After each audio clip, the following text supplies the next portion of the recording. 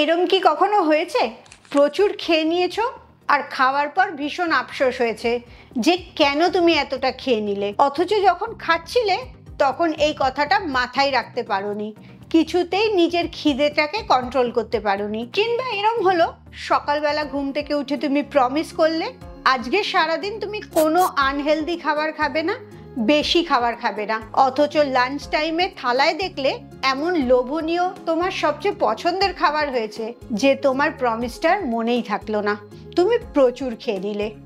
আর যথারীতি খাওয়ার পর খুব গিল্ট ফিল হলো। তুমি হয়তো ভাবছো তোমার পক্ষে রোগা হওয়া সম্ভব না, তোমার কোনো উইল পাওয়ারই নেই। আসলে সমস্যাটা তোমার উইল পাওয়ারের না, তোমার মেটাবলিজমের। আর তার থেকেও বড় সমস্যা, তুমি যেভাবে ধাপে ধাপে খাবারগুলো খাও সেই অর্ডারিংয়ে।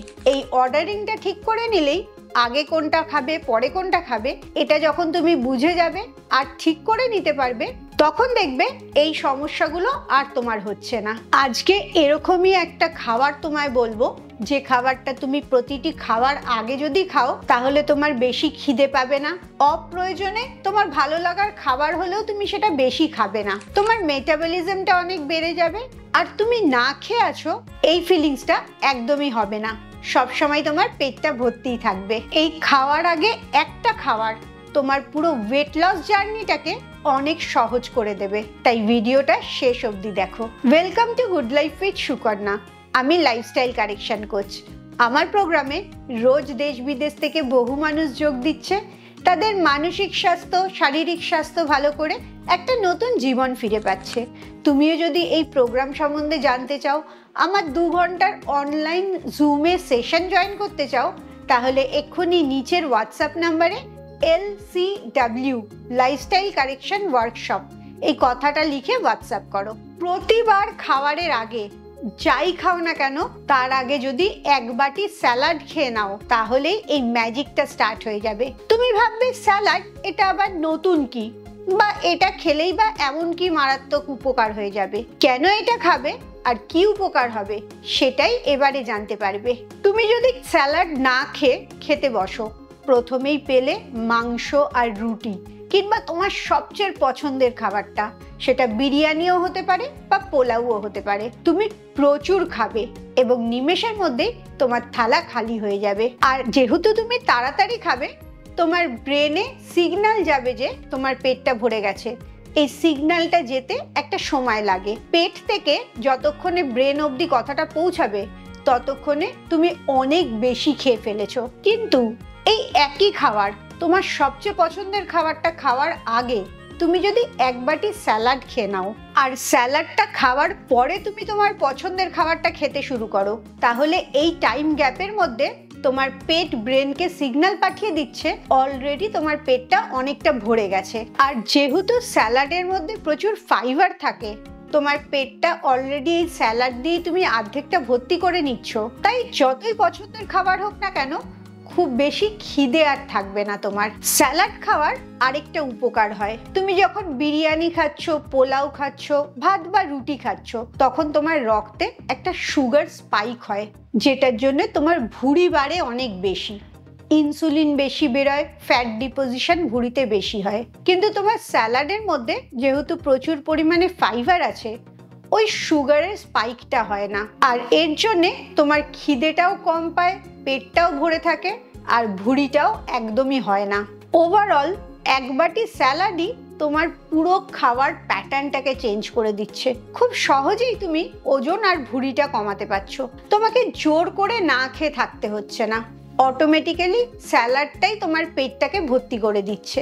এই স্যালাড বানাবার সময় একটা জিনিস লক্ষ্য রাখবে, বেশিরভাগ মানুষই এই সময় অনেক গন্ডগোল করে ফেলে। স্যালাডটাকে টেস্টি বানাবার জন্য অনেক টমেটো সস ব্যবহার করে, মেয়োনিজ বা অলিভ অয়েলও ব্যবহার করে। এই জিনিসগুলো অনেক ক্যালোরি অ্যাড করে দিচ্ছে, আর তুমি যে কারণের জন্য স্যালাড খাচ্ছ সেই কারণটা আর পূরণ হচ্ছে না। তাই স্যালাডের মধ্যে এমন জিনিস ব্যবহার করবে যেটা ক্যালোরি কম আছে, আর স্যালাডটা যেসব সবজি দেবে তার মধ্যে যেন পাতা সবজির ভাগটা অনেকটা বেশি থাকে, যেমন টমেটো, শসা, পেঁয়াজ, এগুলোতে জল বেশি আছে বলে ক্যালোরি কম থাকছে। আর স্যালাড ড্রেসিং হিসেবে সবচেয়ে বেস্ট ড্রেসিং হচ্ছে গোলমরিচ, লেবু আর নুন। বিট নুন নিলে সেখানে টেস্টটা আরও বেড়ে যায়। আর তেলই যদি ব্যবহার করতে হয় তাহলে হাফ চামচ অলিভ অয়েল ব্যবহার করবে, কোনো মেয়োনিজ, বাটার, কোনো ধরনের তেল ব্যবহার করবে না। তাহলেই দেখবে স্যালাডের কোয়ালিটিটা একদম ঠিক থাকছে, যেটা তোমার ওজন কমাতে সাহায্য করছে। তুমি এই স্যালাডটা শুধুমাত্র খাবারের আগে খাবে তাই না, স্যালাড বানাবার উপর নির্ভর করে সেটা তুমি ব্রেকফাস্ট বা ডিনারেও খেতে পারো। শুধু এক বোল স্যালাড খেয়েই তোমার পেট ভরে যাবে।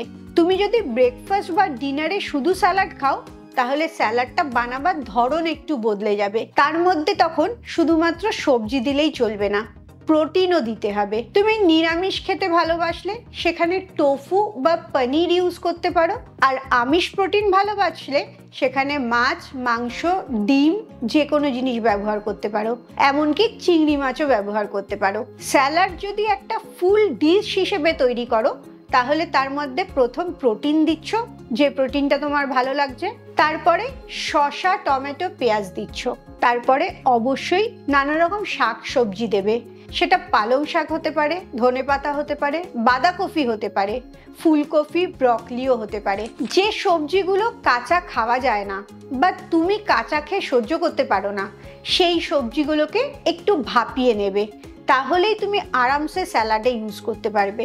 এমনকি তুমি স্ন্যাক্স হিসেবেও স্যালাডটা খেতে পারো। সেখানে তুমি কাবলি ছোলা বা রাজমা দিতে পারো, প্রোটিনের সয়া চাঙ্কও দিতে পারো। স্যালাডের মধ্যে কি দিচ্ছ সেটার উপর নির্ভর করছে স্যালাডটা তুমি সাইড ডিশ হিসেবে খাবে নাকি মেন ডিশ হিসেবে খাবে। স্যালাড কি করে বানাবে সেটাও বলে দিলাম। প্রতিটি খাবারের আগে স্যালাড খেলে তোমার কি উপকার হবে সেটাও বলে দিলাম। এবারে আসি একটা 15 দিনের চ্যালেঞ্জে। তুমি এই ভিডিওটা দেখে যদি কাল থেকে চ্যালেঞ্জটা নাও তাহলে আমি প্রমিস করছি 15 দিনে তুমি একটা নতুন নিজেকে খুঁজে পাবে। চ্যালেঞ্জটা এবারে খাতায় লিখে নাও, কালকে সকাল থেকে শুরু করবে। প্রথম শর্ত হচ্ছে কোনো খাবার বাদ দেওয়া যাবে না। মাথা থেকে এটা বার করে দাও, রোগা হতে গেলে না খেয়ে থাকতে হবে, রোগা হতে গেলে বরঞ্চ বেশি খেতে হবে। দ্বিতীয়টা হচ্ছে কোনো ক্রেজি ডায়েট করলে চলবে না, এটা খাবো না ওটা খাবো না এটা ভাবলে একদম চলবে না। সব কিছু খাবে, শুধুমাত্র একটা হ্যাবিট চেঞ্জ করবে।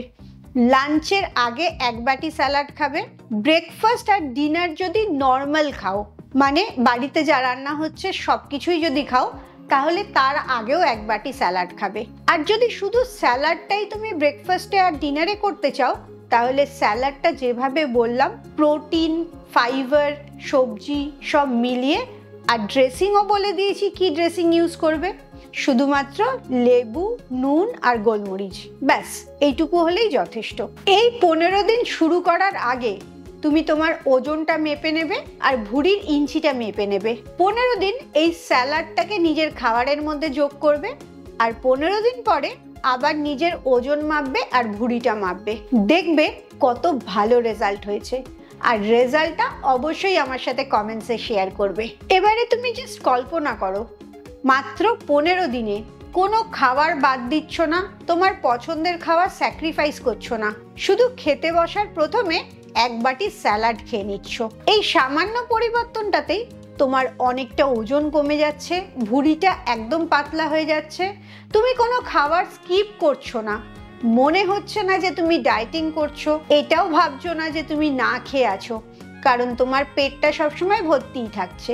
আর এত সহজভাবে তোমার যখন ওজনটা কমে যাচ্ছে তুমি কত বেশি স্যাটিসফাইড হচ্ছ আর খুশি থাকছো। এই জিনিসটা রোজ নিজে কল্পনা করবে এবং রিয়েলিটিতে করার চেষ্টা করো। দেখো তোমার ওজনের সাথে তোমার ভাবনাটাও চেঞ্জ হয়ে যাবে। খুব ভালো থাকো, মানসিক আর শারীরিকভাবে একদম সুস্থ থাকো। আবার পরের ভিডিওতে তোমাদের সাথে দেখা হচ্ছে।